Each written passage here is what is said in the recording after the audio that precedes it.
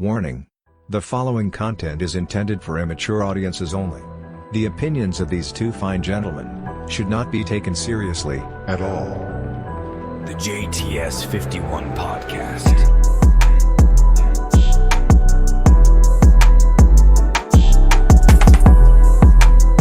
Introducing your hosts, JT and Sai. Hello and welcome to episode 5 of the JTS 51 podcast with myself, JT, and as always, my partner in crime, Sai. Sai, how you doing, mate? Yeah, not so bad, apart from the fact we basically barrelled into this one. We had a few tech issues Bloody at the hell. start.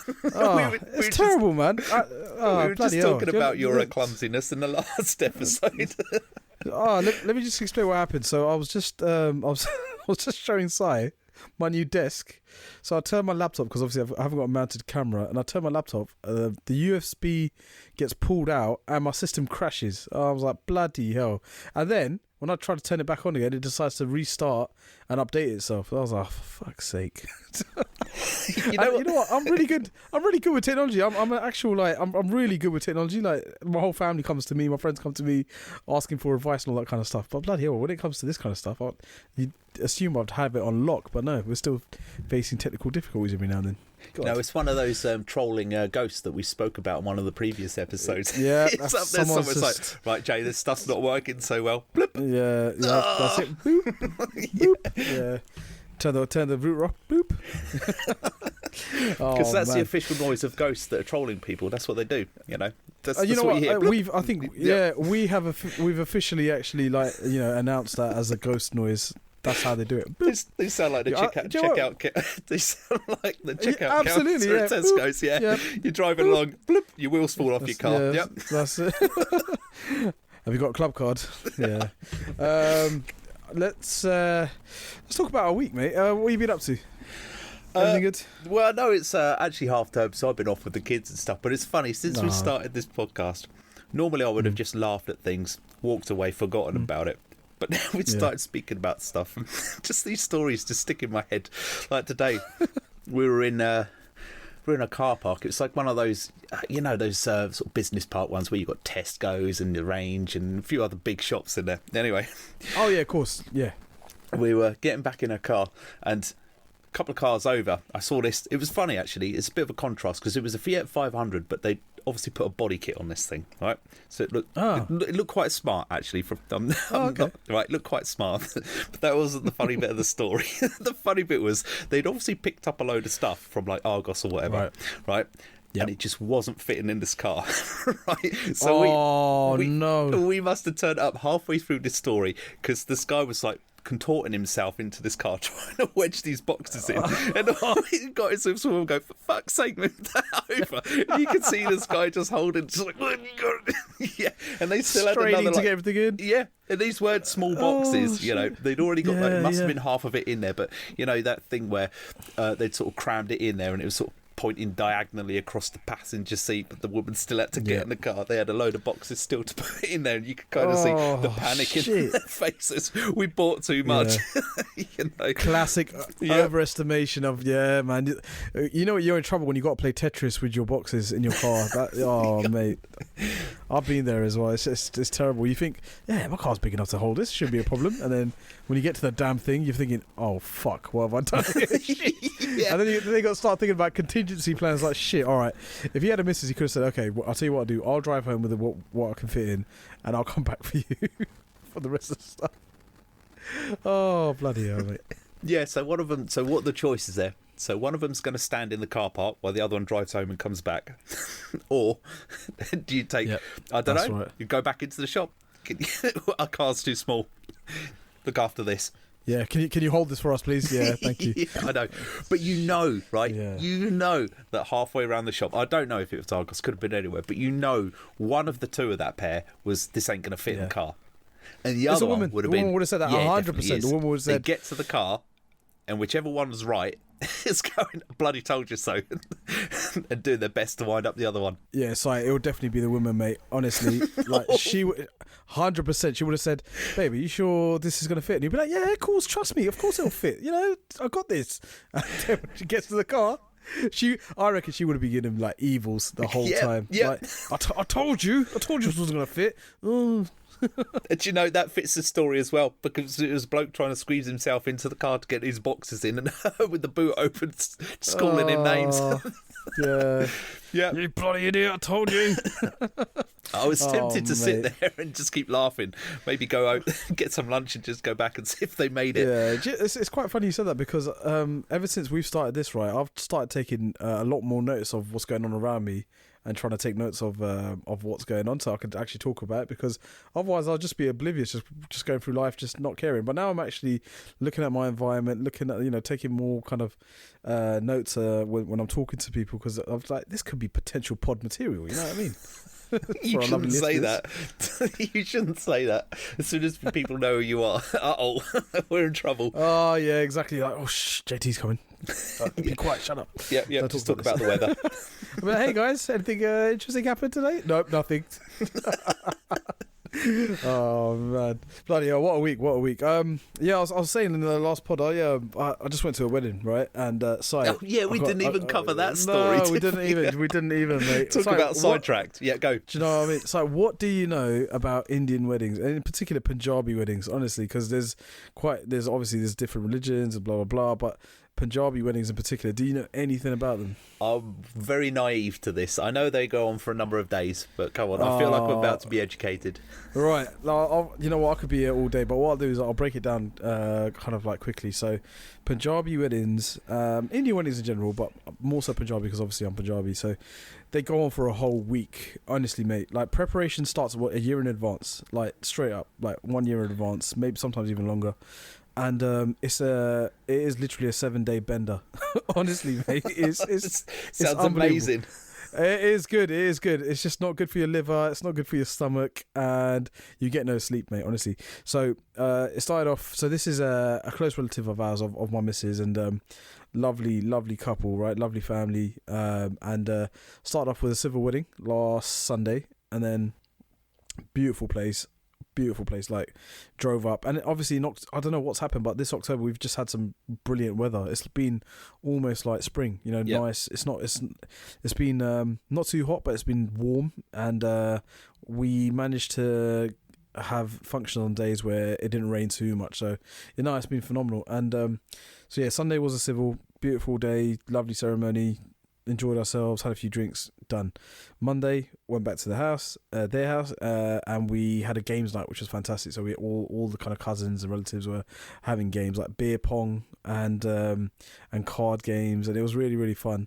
Tuesday we had a proper party in a marquee in the garden. So we had a DJ, we had a dance floor, we had tables, we had catering food. Phenomenal night, brilliant night. And then and by the way, I'm still going to work, and so is my missus. We're still going to work every single day, as most people are. I think only the close family would have taken days off for this, but like the immediate family would have taken days off the whole week. But we were bloody hell. We were going work, coming back, getting changed, going straight there, and then enjoying ourselves, coming back late at night, barely getting any sleep, going back to work the next day. So Tuesday night was a really, really good night, party, and then Wednesday was another party, which was crazy again DJ, food, drink on tap. Do you know what I mean? It was crazy time. Thursday we went around again, and it was more of a chilled one on Thursday. So it was literally just like not everyone that was invited for the previous 2 days. This was just close family again. Food, drinks there again. Got late again. Yeah. Friday was the actual wedding. So that's that's the story I told you last week with the priest. Yep. with struggling. Perfect finish to the week. Voice. Absolutely. And then again, so wedding finish, come back, and drinks, catered food again. One thing I've got to say is, if you're having a week of catered food, mate, it plays havoc on your stomach. Without getting too grotesque, mate, I was visiting the toilet so often. It was just, it's beautiful. It's lovely to eat, right? But honestly, a whole week of it, I was talking to a few other people that were there, and I said, "Is your stomach alright?" He goes, "Nah, mate. Honestly, it's just been mad. It's like a war zone. Like bombs are being dropped." Do you know what I mean? I was like, "Oh, I feel the same, man." Honestly, so Friday was good, and then Saturday was the reception. Now, the reception was absolutely incredible. I got hands down one of, if not the best, apart from my own wedding, the best weddings I've ever been to. It was at the Natural History Museum. Yep. Incredible, mate. Honestly, I'll show you pictures and videos, man. Honestly, I was breathtaking.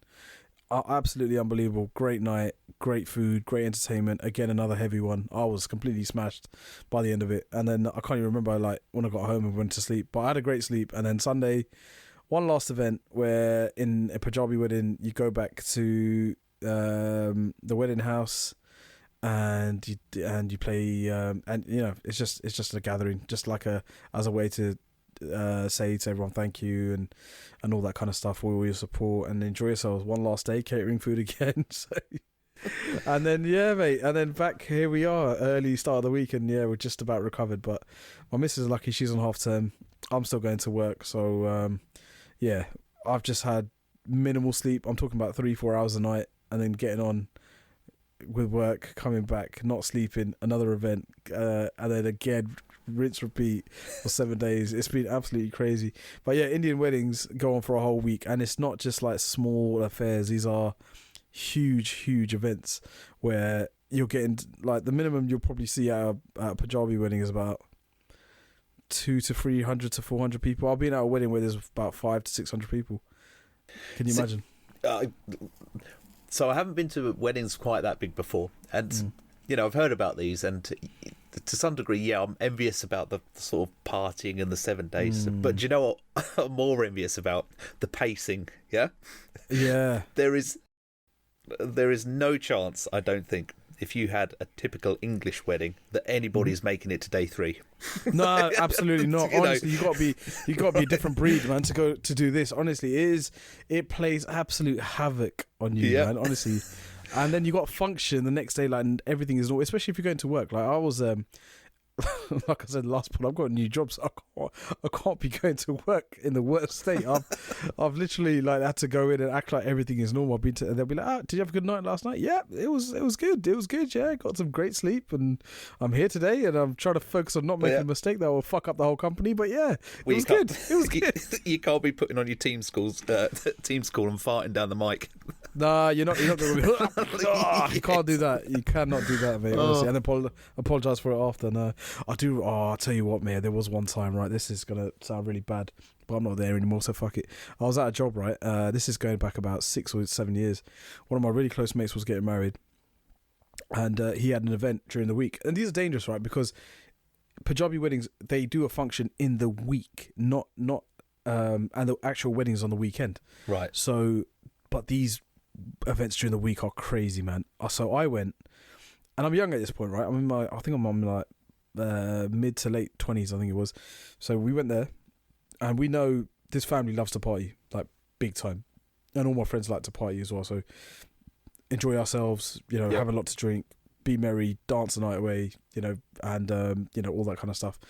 I remember that day, right? I got smashed, and it wasn't because of my fault. It was literally, we were all having a great time. And the groom is a great host. Like, he is a brilliant host, and he makes sure everyone is having a good time. And as we're all lads, there's like 20 of us. He's got a big friend circle, so like 20, 30 of us, and we're all like having a great time. It's just us, by the way, no family. The family's in the house. We're just in the marquee in the garden, just bloody having a great time. And I remember it was time to get home. Now, mate, I normally remember everything, no matter how much I drink, right? I normally remember every detail of what happened the night before, because I don't get blackout drunk ever. Like, I'm quite a happy, sensible drunk. Some people have said I'm like the father role. I make sure everyone is fed and got home safe. Like, when I'm drunk, it's like really weird. So, but that night, I only thing I remember is getting home, but I don't know what happened after. Now, this was dangerous, right? So I'm dressed up quite nicely, like I've got shirt, trousers, shoes, I get home, and mate, I didn't make it to my bed. So when I say that, I mean, I got home, I must have opened my door. It's about 3 a.m. I've got to get up for work at 7, right? 3 a.m, come in my door, and I've shut the door really nice and quietly because I didn't want to wake anyone up. But what happened next is really hilarious to me, right? Because I genuinely can't remember what happened. I've come in, I've taken my trousers off, and I'm hung up where the doors are. Where the front door is, where we've got coats.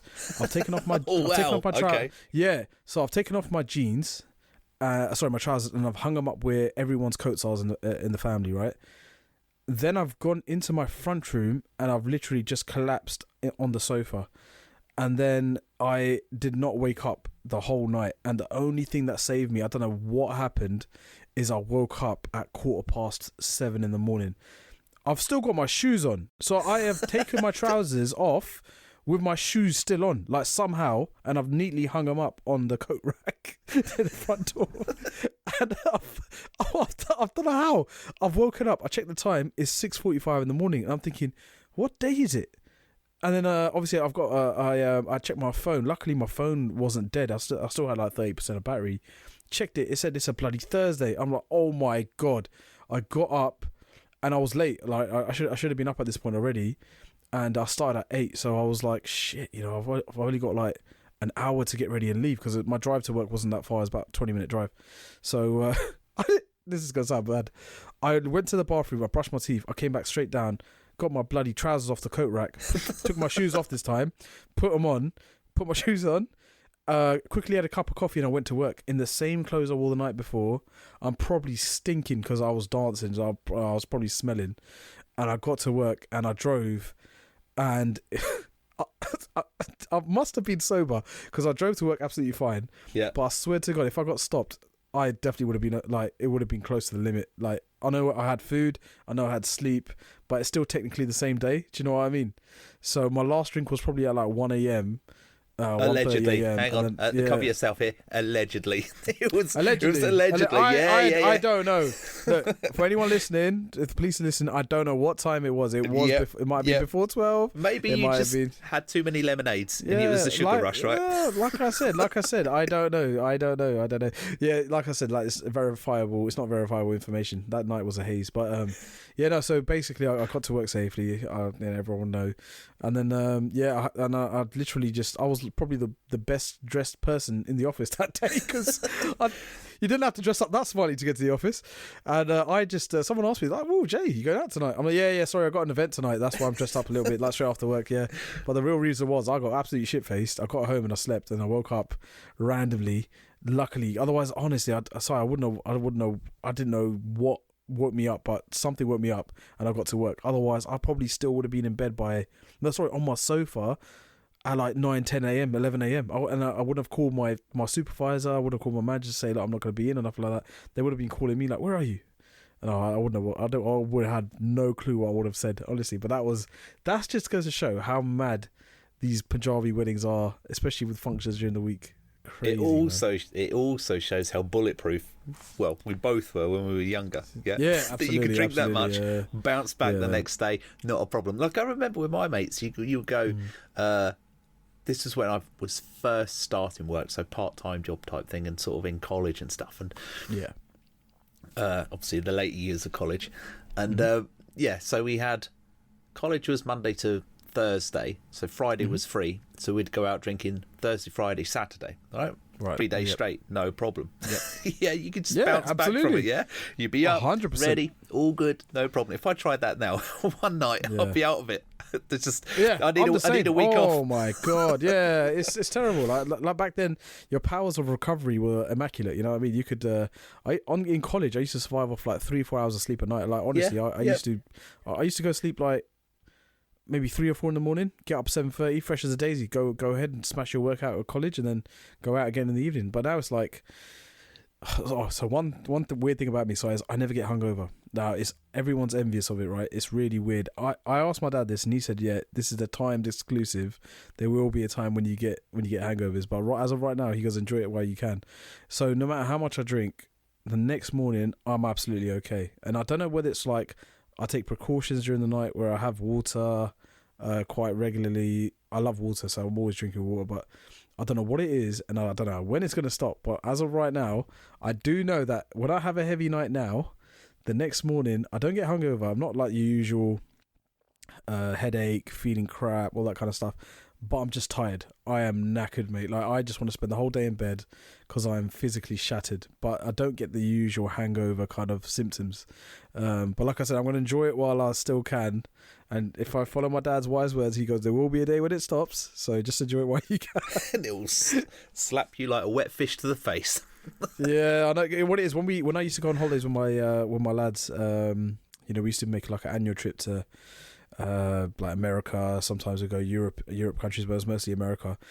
As you can imagine, we'd go around, we'd go clubbing, we'd go to bars, we'd have a great night, we'd buy our own drinks, and next morning while everyone's still hanging, I would be like, all right, lads, so what's the plan today? They're like, oh, shut up, Jay, go back to bed. Then I would just go back to bed. But it started off from an early age. I'm not sure what it is. I hope I'm okay. I hope my bloody liver's like not abnormal and it's just not processing the alcohol properly. But no, it's just a weird thing. I'm not sure what it is. But as I'm getting older, I am feeling the effects a bit more, to be fair. So you're right. Could also be down to the drink. No, some drinks I'm good, like Guinness. Oh, Cadbury's, good point. Drink those all night. Yeah. Yeah. Ciders, no problem. White wine though, that kills me. Absolutely kills me. Oh man, I'm the same. So there's certain drinks I cannot hack, and they are. So if we're talking about spirits, right? So Smirnoff vodka, I know, is a no-no for me. Yep. Honestly, I've had a bad experience when I was younger, and I've never gone back. And when I've had to drink it, I'm pretty sure that night that I was talking about earlier, I'm pretty sure I might have been having Smirnoff that night. Another one is weird thing with Smirnoff. Just what Bacardi. What you're thinking of your next drink. The weird thing that I found with Smirnoff Ice is it just makes me really hungry. Yeah, I don't get that drunk from it, but I have they come in those little like rubbish bottle things, don't they? Right. Oh, you're talking about the Smirnoff Ice, the flavoured ones, right? Yeah. Right. I'm talking about the hardcore Smirnoff bottles, like the vodka. Right, yeah. I'm not sure what it is about Smirnoff. It's just that if I have any other type of vodka, right, Grey Goose, Belvedere, Ciroc is one of my favourites. Like, that's so smooth, I don't feel anything the next day. I'm absolutely fine. But Smirnoff does me over the night of drinking. Like, it just makes me feel like shit. Along with Bacardi as well. Like, I've never got on with Bacardi as well. Like, and I don't like Jack Daniels. You know what? I'm fucking us up because if those lot want to sponsor us, I love your drinks. Don't listen to what I'm saying. I do love your drinks. Oh, the love is not the problem. The tolerance is the problem. Yeah, right? yeah, that's what it is. I'll give you an example. So have you tried Ray and Nephew? Okay. Yeah. Oh, right. That's nice. I do like that. And I know I know, mate, that is a lethal drink. I like it. Jeez, right? Yeah. But man alive. So I wasn't that familiar with it. And a friend of mine, he was a big guy, big rugby playing guy. Could drink a lot. Typical story, right? He used to drink like it was nothing. Like, honestly, he could just. And his excuse was always, I like drinking a lot of liquid. But like, he was a big guy, so his hands would make a pint glass look small. Yeah. Bloody hell, huge. Yeah. So he would like drink like 3 pints to my one type thing. Anyway, he starts going on about this Ray and Nephew stuff. He goes, "Oh, you're like this, yeah." And yeah, fine, had a few, no problem. But then it's not. It just hits you. There's no build up. It's just like you're sober and then you're fucked. There's no return. You're over. Yeah, exactly, right? It's just like I was making sense 5 minutes ago. What's going on? It hits you like a train. Honestly, I remember I had a mate, right? He was Jamaican, and we were out drinking one day, and he said, "Oh, have you tried Ray and Nephew?" I said, "No, what is it?" He goes, let me pour you something." I'm like, cool. Pour me a shot. I said, "This is banging. Yeah, can I have another one?" He's like, "Whoa, slow down." I was like, no, it's all right. Gave me another one. Lovely. Going down like a treat. Beautiful, right? 4th, 5th shot, I had it. And I'm getting a mixer with this, by the way. I'm not eating it. I'm not drinking it like raw. I'm having it with a mixer. Boom! It hits me straight. I was like, "Whoa, whoa! What just happened? Like, this is mad!" And that's when I found out the power of Ray and Nephew. It is a very, very strong drink. It's really nice, but I can tell why people like it. It hits you hard and unexpectedly. So yeah, I know exactly what you mean when you're talking about Ray and Nephew. I think one of my first experiences with Ray and Nephew was my birthday, and again, my mate who I was talking about in the earlier story, right? It was who had the wedding. That group of friends, we went out to a pub, and one of our mates was really close to the pub owner. Like, he would sometimes get free drinks and sometimes free food. Like, it was unbelievable. I remember one time he learned it was my birthday, and we went out, and we were in the pub having a few drinks, right, having a few shots, whatever. And he goes, "All right, JT, mate, you got to have the birthday drink." I'm like, "What's that?" I thought he was just going to buy me a drink, like just a normal drink. He goes, no, come to the bar with me. I'm like, "Okay, cool." Went to the bar, and he told the bartender, "Right, get a pint glass." He's like, "Okay." Put the pint glass in front of me. He goes, "I want a shot of that. I want a shot of that. I want a shot of that. I want a shot of that." So he must have said 6 different drinks. So he kept pouring it in a pint glass. I'm like, "Bruv, what are you trying to do?" He goes, "No, you're going to down this." I'm like, "Whoa." Like, what are you talking about? I'm not going to down this. He goes, no. Trust me, you'll like it. Down it. I'm like, okay, cool. Had it. I didn't down it because I can't physically down drinks like that. That's like impossible, right? I said, you got to put a little bit of mixer in there. He goes, yeah, okay, Paul, what would you want? I said, just put some Coke in it, no problem. So he put some Coke in. And then I drank it in about, say, like 2 minutes, right? I slowly, like, taking big gulps and drinking. Yeah, you need to be on those at the end of the evening. That's not a start of the evening job. Man alive, I was finished. By the time I got out of that pub, mate, I was gone. And not in a stupid state where I can't function. I'm walking, but I'm swaying left to right, and bloody hell, I'm finished. And then next morning he goes, yeah, how you doing? I said, I'm all right, because obviously I don't get hungover. He goes, what the hell do you mean? I said, yeah, I'm good, man. I was like, what are you up to today? He goes, bruv, I would have thought you were in bed, like you're flipping throwing up and shit. I said, no. I said, out of curiosity though, what was in that? And he just named all these drinks that are like high in alcohol volume. So Ray and Nephew was one of them. I think he put a shot of absinthe in there as well. Bloody hell, mate. No wonder I was finished within 5 minutes. It was crazy time, man. To be honest, I think that day I must have had like a few pints and then a few shots of, my favourite drink is Cavassier. There's a brandy. I'm not sure why. Like, people ask us, like, how'd you get to that? I think when we were younger, like 18, we just saw the drink, me and my close group of mates, and we decided that was going to be a drink, and we've been drinking it ever since. It's just so smooth. It gives us a nice buzz when we're drinking it, when we're celebrating, or just all together, and that's just been our drink of choice. And it doesn't give us any. My mates have said anyway that it doesn't give us any hangovers or nothing like that. It's only when you mix it with something else during the night when it can get quite bad.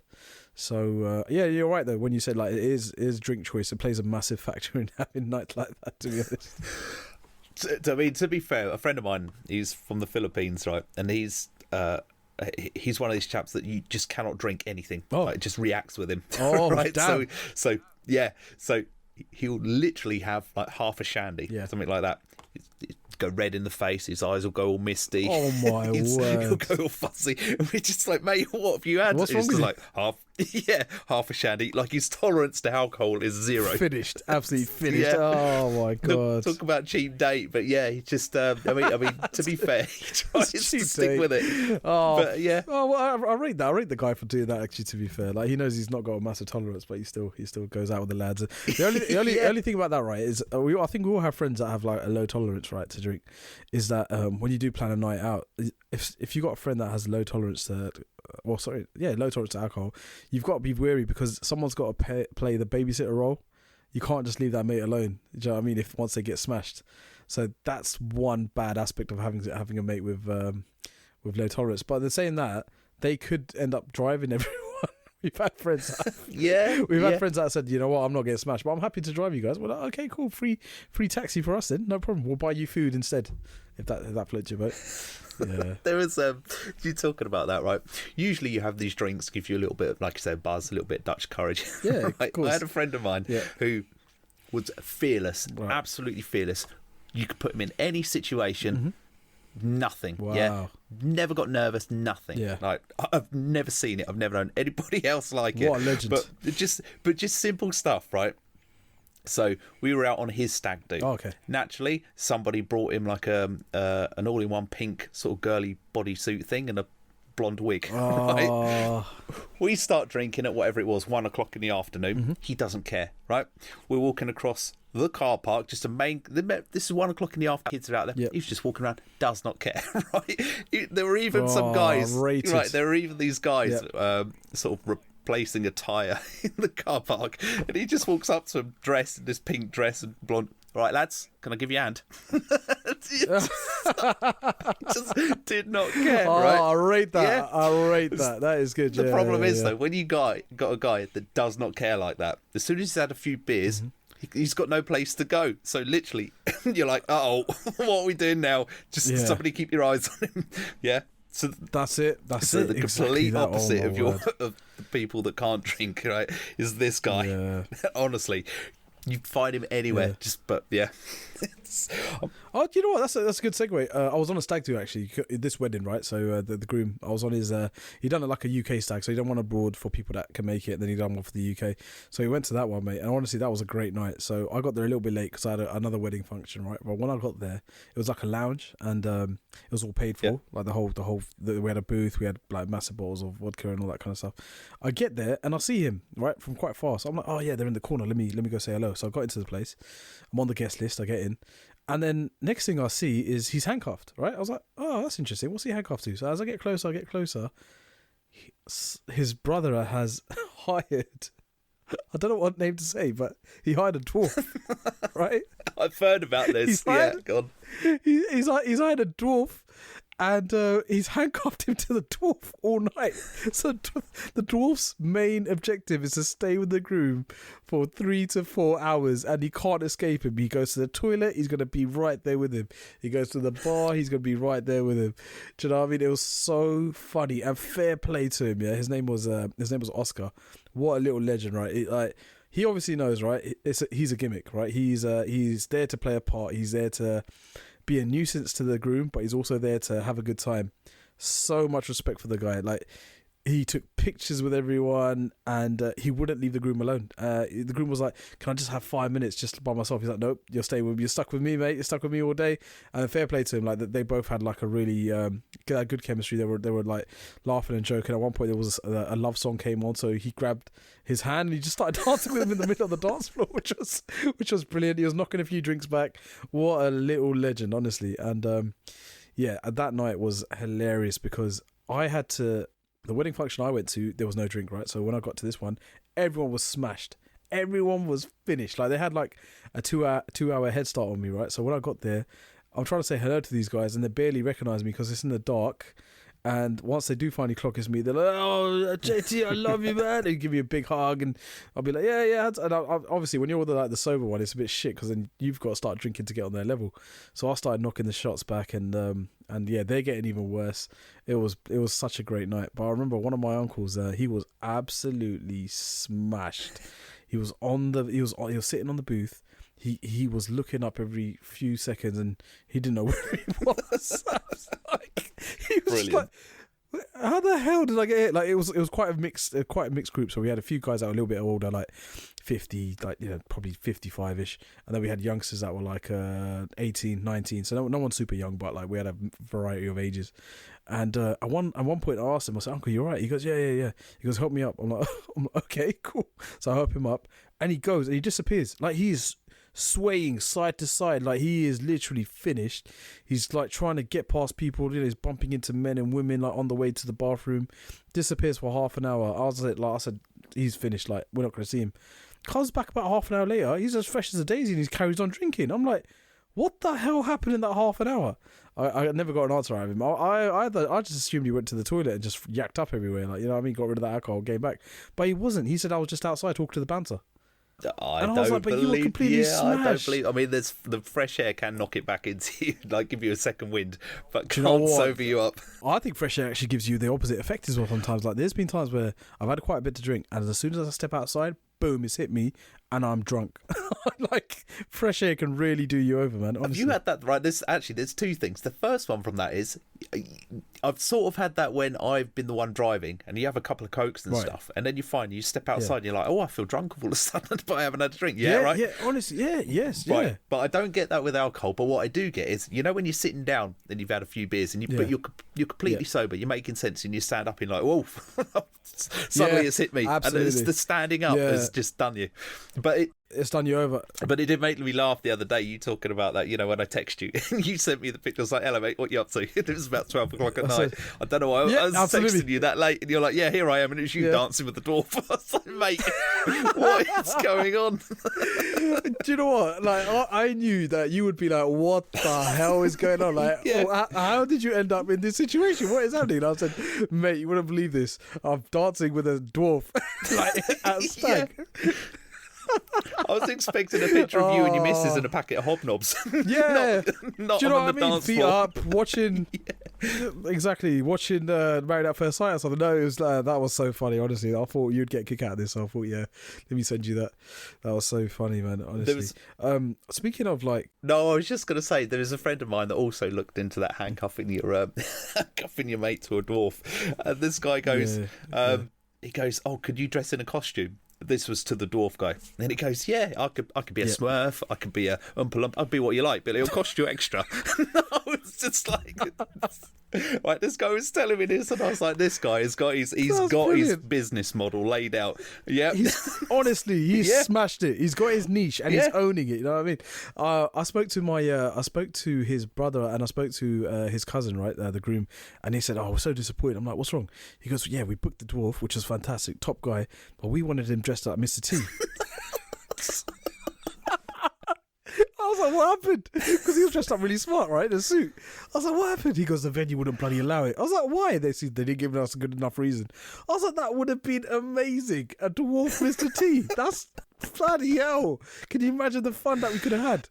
Oh man, but respect, like they've got it. They got it. He's got it on lock. Like he had it on lock. He owned it, man. He was brilliant. Oh man, I was just about to say. So you know when you just said like when you are drunk and you stand up and it hits you, I think quite a few people relate to this. I think the worst feeling is, you know, when you get to bed when you're drunk and it just feels like your bed is bloody spinning at 100 miles an hour. That is the worst feeling because you just want to sleep, but your brain's like, nope, I'm going to take you on a tilt-a-whirl. Like you are going to spin your head off. This you can't do anything. What can you do? You just sit up and have water, but you want to shut your eyes. That is the worst feeling ever. I swear to God, I've had that so many times. But the thing I don't understand about that is, right, so you open your eyes and the room's not spinning. You're fine. You're just really tired. And then you close your eyes and it spins again. So what is going on? Why? Where is the logic? I don't know. We need a scientific study into this. If any one of our listeners wants to actually reenact the getting drunk and getting in bed and experience that spinning feeling, email us. And your email inbox is going to be ridiculous. It's going to be terrible. It's going to be absolutely terrible. Oh my God. Dear JT and Si, I did what you asked. Not what we asked again. Not what we're asking. Now, I now have thrown up all over my room. Thank you very much. I'm going to be sending you my dry cleaning bill. No, don't do that. No. No, it's honestly, mate. No, it's you know what it is. Drinking is fun, but I think when you get a little bit older, that kind of novelty kind of wears off a little bit. For me, I used to enjoy it, but now it's like I don't know. I'm getting older, and I'm thinking to myself, is it worth it? Like I enjoy it. Like I only want to drink at occasions now. I don't want to do it like on the regular. So me and my dad go for a pint, right, every Friday. It's our thing. So father son time. We go for a pint or two every Friday before we pick up. Friday night is takeout night in my house, so me and my dad go off, have a few pints, then we go pick up the food for the family, come back, eat it, and off we go to bed. So and that's fine. I love that. That is great bonding time for me and my old man. I mean, we could drink in the house. My dad's always had an open policy, like if you want to drink, call your friends, have a drink in the house. I'll buy it for you as long as I know you're safe. You're not drinking it in bloody parks and roads and dark alleys and stuff like that. Because I know some parents don't like that kind of stuff, right? But my mum and dad have always been open. They said, as long as you know you're safe, don't worry about it. So I respect my dad a lot for that. But yeah, like we can drink socially, but there's something about going to the pub. Like I don't know what it is. It's just like you can, as men, you could just go there. No one judges you. You know, you sit down, you can talk whatever shit you want, and it's little tiny escape from reality. You know what I mean? When you're in the pub. So me and my old man have had some good times, and we just it's just like a weekly thing. So and he's told me some funny stories that he can't really tell in the house, even if we're alone. You can't.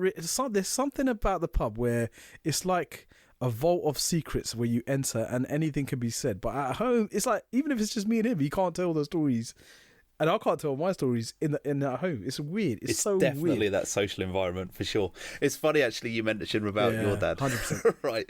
My dad won't mind me mentioning this because he said it about himself. So a few years back, he had like a mini stroke thing. He's like mentally he's all okay, but he'd still lost a bit of feeling in his leg. Right. So he walks with a sort of side limp and stuff. So occasionally we go out for a beer, but the thing is, right, he looks like he's drunk before he goes in the pub.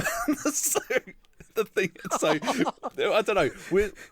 Yeah, no. You're not getting in, mate. Right? You already smashed. So I'm super paranoid because we sit down. And it's like, right, I'll buy the first round, right? And Sorry, man. I'm just. That is so sad. He already looks smashed before he gets in. I know. And there's me like half his age, just like he's fine. You know, my dad's he's like he's fine. He's late fine. 60s, right? Yeah. And but the thing is, I get super paranoid. So we're sitting down and we got the first drink and stuff. And I'm like, I can't send him to the bar. Yeah. And he's like. So no, I'll go every round's a me round. Because if he stumbles up to the bar, no, he's just like no. Yeah, it's like, how many have you had, mate? Holy shit! Where were you before? Where were you? That's what where were you? That's before what they all now? say. I want to go there. The bouncer's getting called. Oh. He's like, oh look, he's like, no, send him home. Oh, that's terrible. But man. Yeah, my dad pokes a little bit of fun at himself, so I don't mind telling that story. But yeah, Oh, that's fantastic. Yeah, fantastic hilarious. Your dad has. Oh, that's fantastic. But yes. Oh, bloody hell. No, it's just... Yeah, this is an official drinking podcast, I think. We've got a title sorted for this one. But yeah, got to love a good pub story. But no, same issue. Yeah, we've had so many funny nights. This is the thing, though. I can't remember what comedian said it, but it's a funny story. Has never started with, and when we went to the coffee shop, it's always we went to the pub. And no, then exactly. Yeah. Went to the bar, went to the club. Oh, mate, we were at a party. Yeah, exactly. There's no. Oh, yeah. Funny thing. Went to the library. Like, no bloody story starts great with. Yeah, we went to some mundane thing like a coffee shop, a library, shopping. Do you know what I mean? Apart from your car. Actually, speaking of funny things, I saw around Tesco's. There was a lady today, right? And I couldn't work it out. Actually, I could, but it really caught me off guard, right? So she was wearing a completely matching, fully pink everything. So top half pink, bottom half pink shoes, right? Just everything was pink, right? And it was that really like fluorescent bloody pink colour. But the thing is also, right? It must have been sort of cheap material. And I've got a similar story to this as well. So, you know, pushing the trolley along, sort of walks in front, and you couldn't not see because her trousers were so thin, you could see like a black thong underneath. And I was just like, oh, jeez, yeah. Right, but they were so thin. And I was just like, she must have noticed. She must have noticed. Even my daughter was like, I can't deal with that. Yeah, just down the sprout aisle. It's just like, you put me off. I'm going somewhere else. Yep. Yeah. That's it. Yeah, I don't want these vegetables. You're in the ham section. No, I don't want that. But there was I've got a almost the same story. Probably about a year ago now. I was walking my son to school, right, and there was a parent and their kid in front of us, right, and I see the parents start laughing, right, and the kid's saying something to them. But I couldn't quite catch what it was, right. And then so the mum and the dad walk in. One of them was laughing. The kid starts saying something, and then the other one starts I couldn't figure it out, right?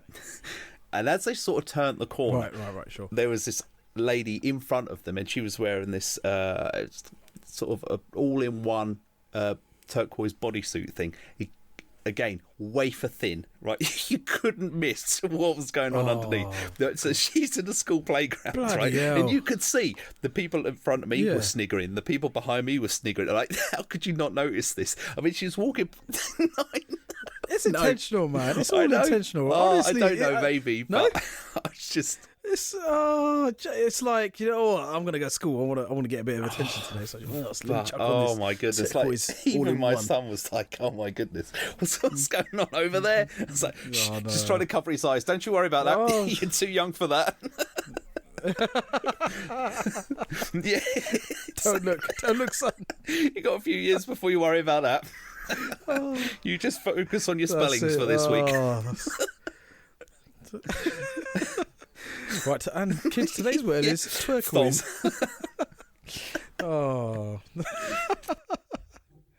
Bloody hell, man! I don't know what it is. It's a weird one. You probably see this more often than not.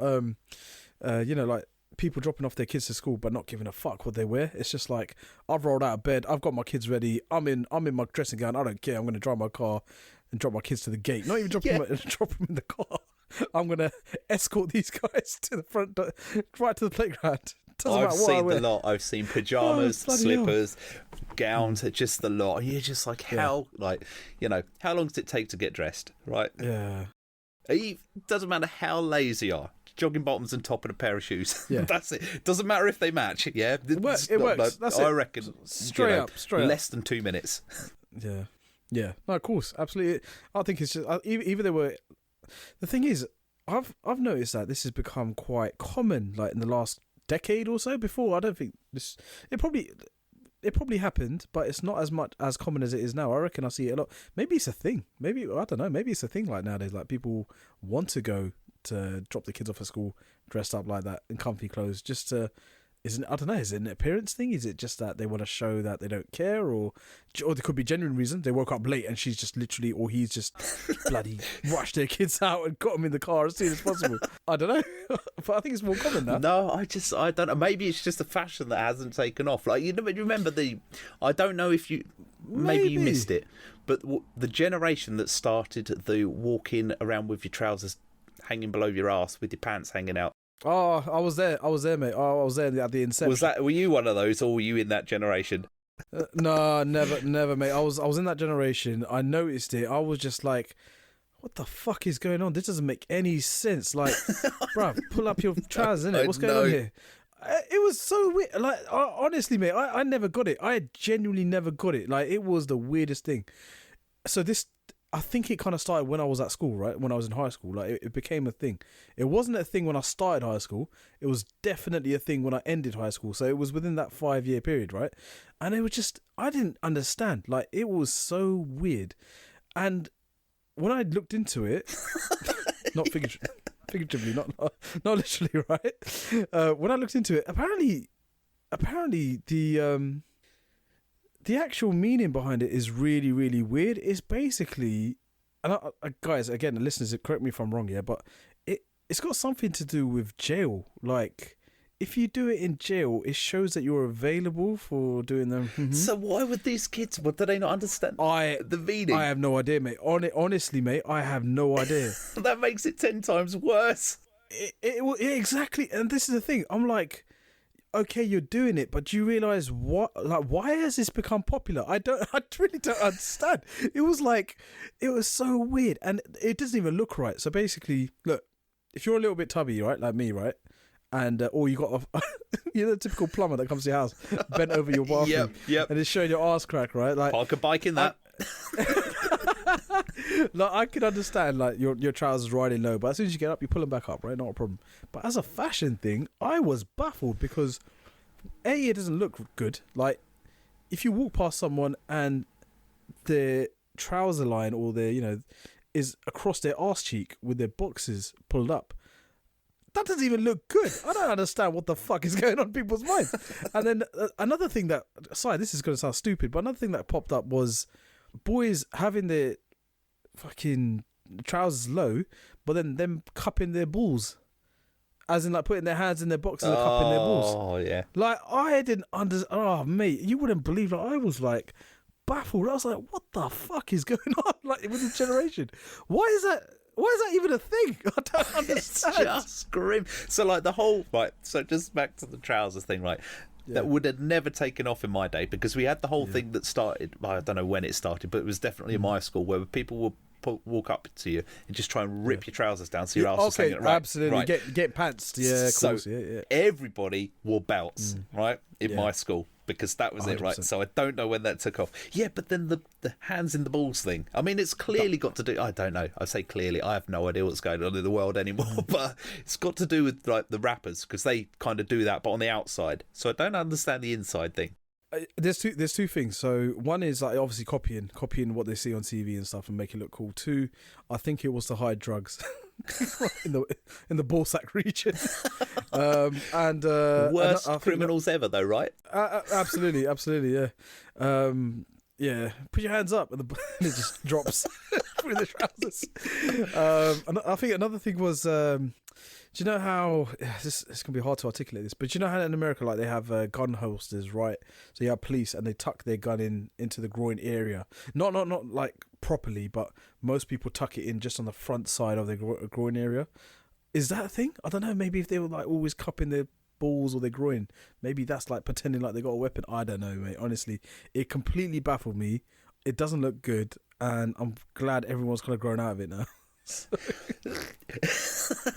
But the other, right, because I didn't have any idea where this thing started, and it sort of crossed my mind that okay, maybe people are wearing super expensive pants, like, and they want to show them off, and they want to show them off, yeah. So, or their belt was very expensive, and they want to show that off, right? Okay.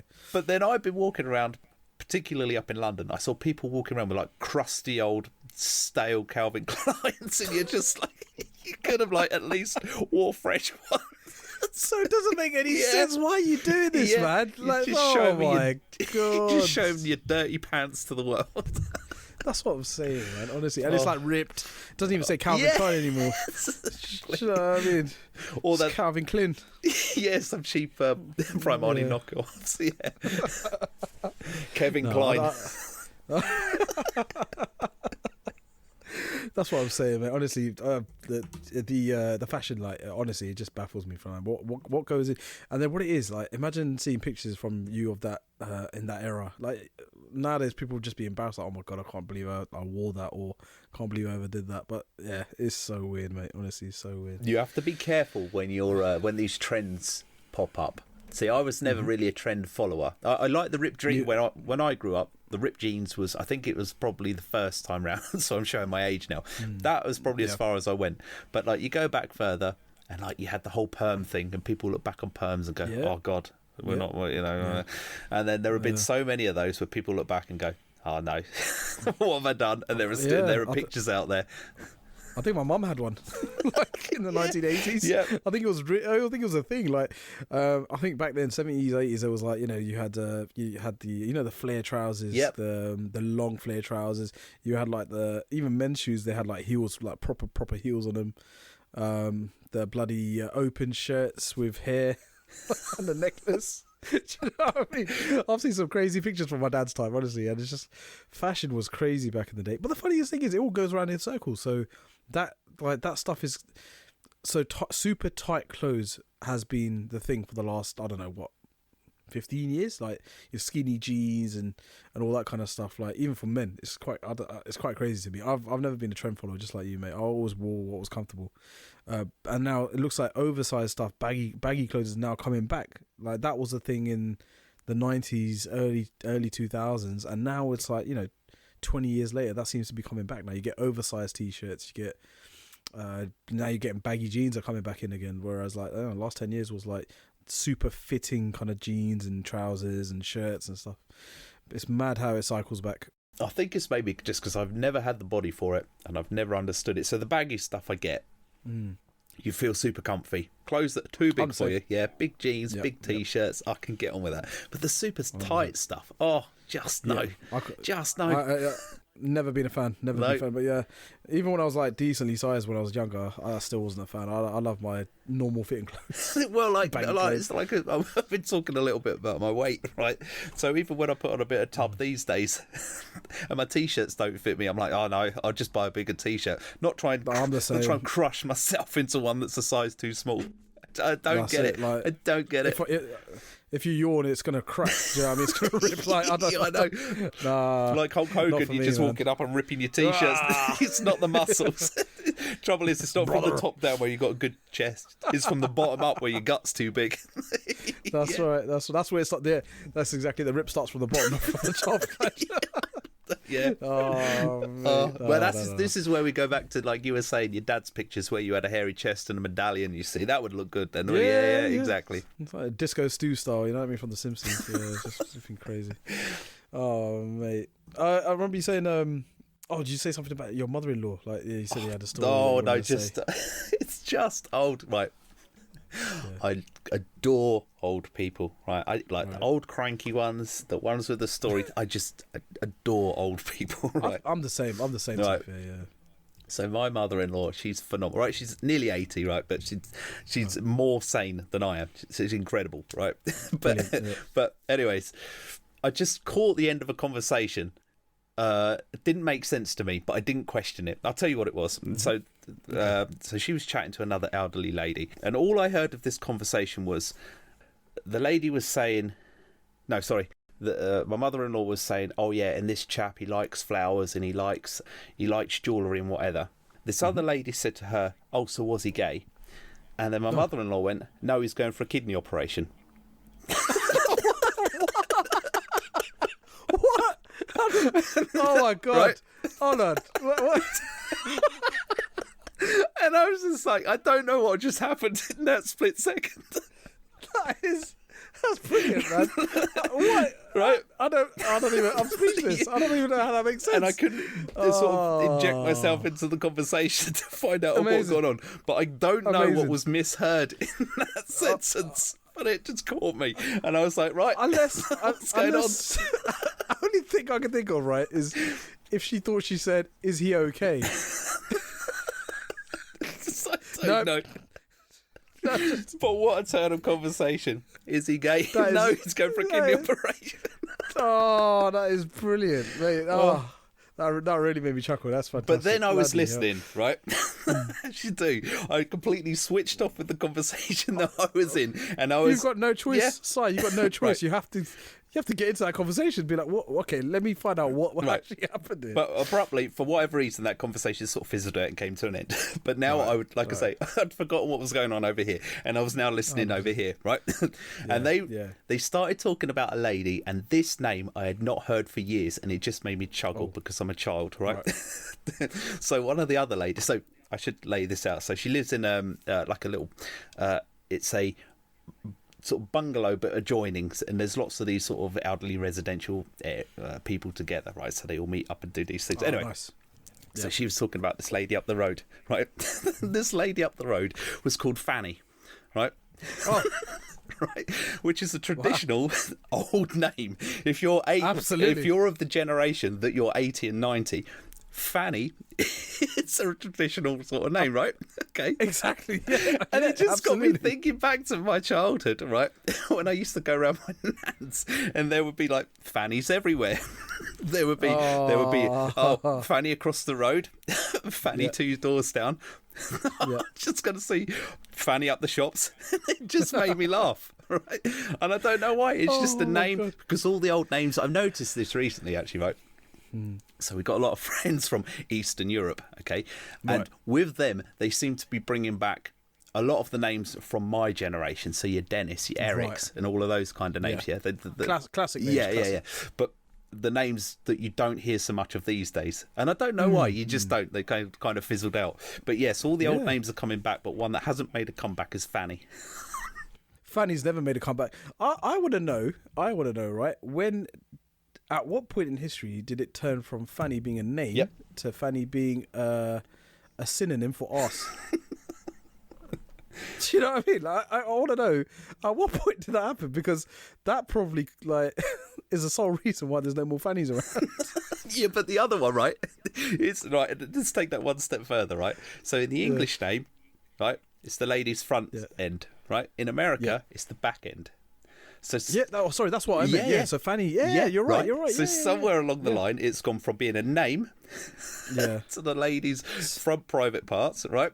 Yeah. To the Americans getting themselves confused and calling it the arse end, which is why they now have fanny packs, and we all find it hilarious. Oh yeah, you're right. Bloody hell! What? No, that's I know. I have never seen. I have never seen a name being downgraded so hard from a classic name to alternative words to a vagina and an arse. Do you know what I mean? That is. I know. Name me a bigger downgrade. I don't know. That is unbelievable. I just, man, honestly. and it still tickles. crazy. It still tickles me to this day because that is, one of the ladies that my missus works with, she's American. So naturally she calls it a fanny pack, and every time I laugh. There we go. Yeah, I mean, fanny pack is huge in America, isn't it? Yeah. So, Well, bloody, let's not be sizes now, but Excel, mate, Excel. Oh no, that's brilliant. I mean, speaking of names, I think I mean, we worked with. I'm pretty sure this is a very common name, so like we won't get in trouble. But we worked with the Muhammad Ali, didn't we? So float like a butterfly, sting like a bee. Do you know what I mean? Like when I first saw that name, I was like, surely, like look. One thing I learned from Superbad is that Muhammad is one of the most common names in the whole world. But this Muhammad Ali's like parents, surely they knew of the great Muhammad Ali, and they just made a decision. Yeah, we're gonna call him Muhammad. Mr. and Mrs. Ali are gonna call their son Muhammad and name him after the greatest boxer of all time. I know. Do you know what I mean? Oh, this will get him far in life. We're gonna call him this. It's just funny actually thinking back to my old works. What other famous named people have used? Because I've worked with not Michael Jackson. That's someone that day. Oh, I've had this is one from the older generation, a Des O'Connor. I've worked with the Des O'Connor before. Oh, okay. Yeah, I know. Yeah. You just mentioned Muhammad Ali. Yeah. When these names pop up, it's brilliant. It's brilliant. Yeah, it's fantastic, isn't it? Yeah. I didn't know. I kind of worked in a company that had someone called Richard Dick. So he was called Dick. The parents set him up for life. Like they must have hated him. They didn't think that through. I'll tell you what. No, they didn't. Oh, that leads me to another story. Right. The name Dick. It's gone the same way as Fanny. Right. Yeah. Right. Oh, that's true. That is now, true. Yeah, here's the problem that you've got. So I worked in a place, and one of the guys that I was looking for was called Dick. Right, fine. Right. Until I couldn't find this guy. Right. Yeah. How do you ask for that person without everybody in the room cracking up? Right. Go for That's true. That's true. I'm looking for Dick. Dick. I can't find. Has anybody seen Dick? Where is Dick? Right. So the other thing, right? Is Dick here? Dick? Yes, miss. Like, there's no winning. There's no winning for that guy. So my boss. Oh, Dick. Dick is the employee of the month, or the award goes to Dick. It's just not happening, mate. That is so sad. It's just Sorry, can I ask you a question? When did Dick? I'm going to ask you the same question with Fanny. When did the name Dick turn into the official term for a penis? I don't know. When was the turning point? When was the turning? Ruined life for all dicks out there. That is for all dicks. Oh. I was just going to finish that story by saying. Sorry, mate. No. I was just going to finish that story by saying. So, Dick at my work was on holiday. Okay, and he was the kind of guru that knew all the stuff. Okay. And my manager, before he went on holiday, was sort of panicking that we wouldn't be able to cope because he hadn't handed everything over. We got to the end of the week, and my boss just sat down and went, "Oh, I've made it a whole week without Dick." Oh, the whole table was just gone. Done. I would have died. That would have. Oh, mate, that is. Brilliant. It took my boss a split second to realise what he'd said. What he just said. It's just like, fuck, I give up. Fantastic. But no. Thank you very much, ladies and gentlemen. That's a drop the mic. It's Friday. Yeah. That's it. Just we're done. Yeah, we're done for the day. Like, there's no coming back from that, honestly. Doesn't matter what if he got to the end of the afternoon and said, right, you're all getting sacked. It's all finished. It's all finished. Oh, you'd have to book up annual leave and take leave for a week just to recover from that for me. But you're absolutely right though. I don't know when Dick went from being a name to being a part of your body. I don't know, mate. That's interesting, isn't it? Like thinking back, who made that? Who made the official call? Like, when did the memo get sent out? Like, from this day forward, I don't know. Dick is now the name for penis. But I tell you, I heard the best. Actually, this is the best name that just does not translate. Okay, right. Worked in this company, American owned. Okay, and in America, Randy doesn't transfer to English. Horny. But means horny in English, right? But Randy's a name in America, right? Yeah, proper. Yeah. Okay, short for Randolph, I think. Yeah.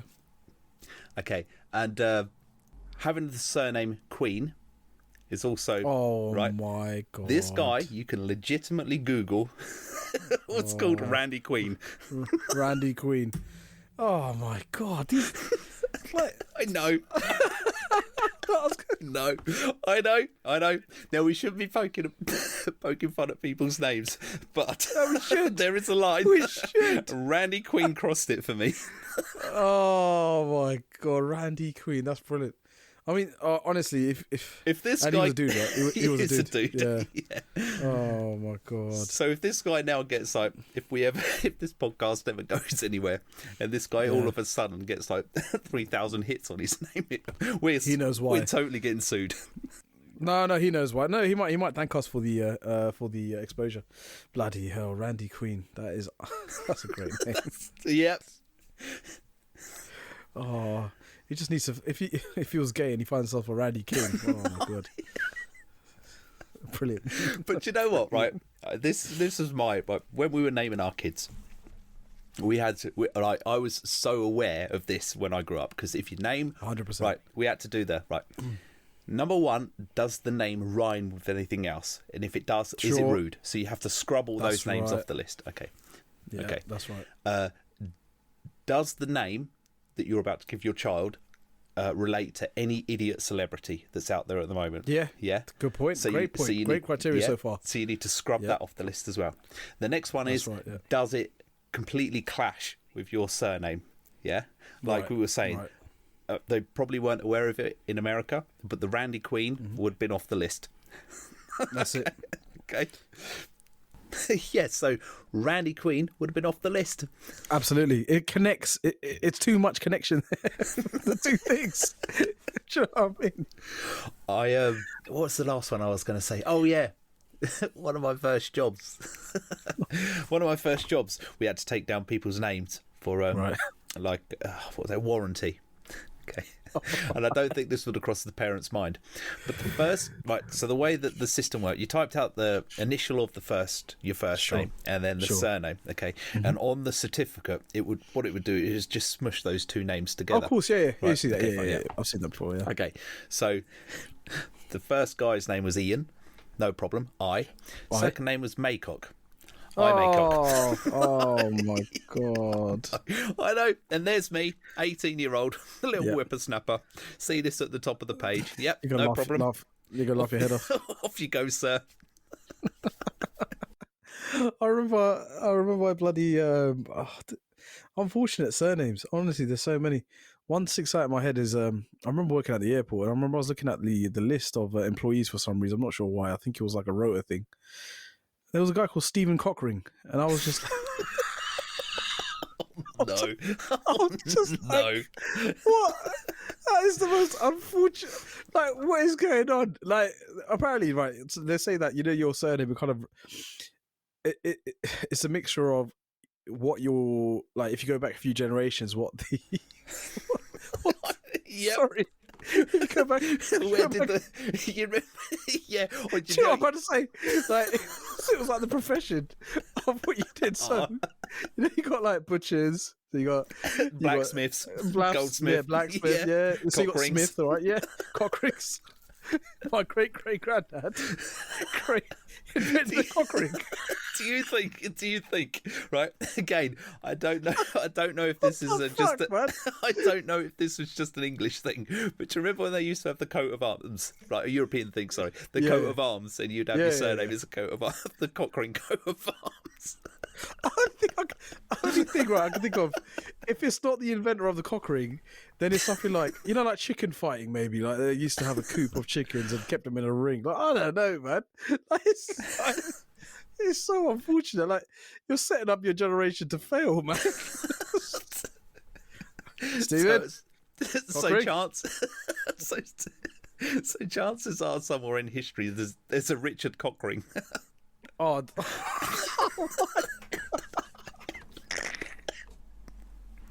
that's what I'm saying. Terrible. It's I don't know, mate. This world baffles me sometimes. It's brilliant. Like, you never know, though. You know what? Like, that was like, I don't know, 12 years, 10, 12 years ago. That name is obviously going to stick with me forever. It's just, memorable, mate. Honestly, You never know, though. We might be doomed. 50 years from now, our surnames could mean something completely. Oh, mate, you know what I mean? Absolutely. Mine's actually mine's got a bloody a film attached to it. So obviously when it came out, I was like, oh my god, that's the name of the film. I was just like, bloody hell, like why couldn't you pick another name? My surname isn't very common at all, but so when a film came out titled I'm famous. I'm famous all of a sudden. Like it's in billboards, there's posters of it everywhere. I was like, hey, JT, what are you doing there? For fuck's sake, man. That's brilliant. Anyway, so we've spoken about. No, I won't say. I don't know where these names traditionally came from, but what we're talking about is the poor translation into current English. Yeah, so Randy Queen translates poorly into current English. That's right. And Dick and Cockring, right? Yeah. Are there any names in sort of your heritage background that now don't translate well into?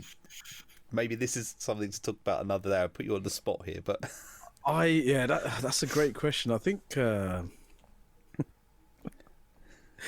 there's a few unfortunate ones. I'm trying to think like which one was the funniest one. So I think there's one that kind of translates to a monkey. So that's quite bad. Like it's like straight up like in Punjabi, if you were to say bandar, that means monkey, and I'm pretty sure there was someone that had that surname, which is like terrible. Like that is a very kind of iconic word for a monkey. So I don't know why someone would have chosen for a surname. Like the thing is, in our culture, I think it's pretty similar. So there's like whatever your forefathers did, like their kind of like their choice of work, that was what you were known by. So basically that's what they would attach your name to. Yeah. So yeah, there is some unfortunate ones. You know what? Sorry, what I'll do is I'll try to think of it. I'll put it in a future episode because I know there's a few on top of my head. I can't really think of any, but that one stands out a little bit. But and what they would do though, and this is quite sad that they had to resort to this. So that family or that the guy I knew, he had to pronounce it different ways to differentiate from the way it's meant to be said. So he would say, "No, it's not Bandar, it's Bandir." It was just it's so sad they had to do that. We were like, look, I know what you're trying to do, mate. Like, it's all good with me, but the rest of the world isn't going to take as kind to your trade. It's just really funny, mate. What would you do though, right? So would you go down the route of changing your surname if you had? You would have to. All right. Personally, I think I would have to.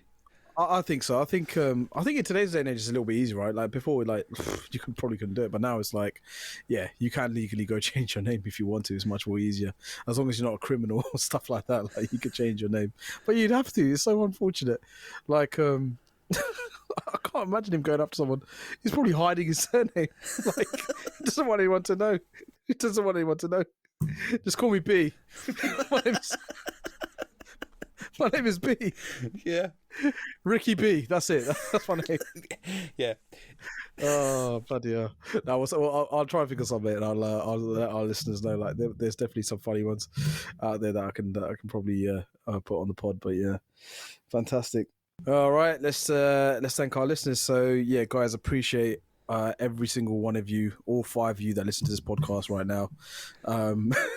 We apologise for everybody we've offended. Everybody that's going to send us hate mail. Oh, do you know what I mean? Now, you know what it is? We really do appreciate you listening, guys. And yeah, look, we're just, like I said before, we're just 2 guys having a good time, having fun. And we hope we can bring some entertainment to your ears. So, yep, this is the end of episode 5. Thank you so much for listening to the JTS 51 podcast with myself, JT, and as always, my co-host, Sai.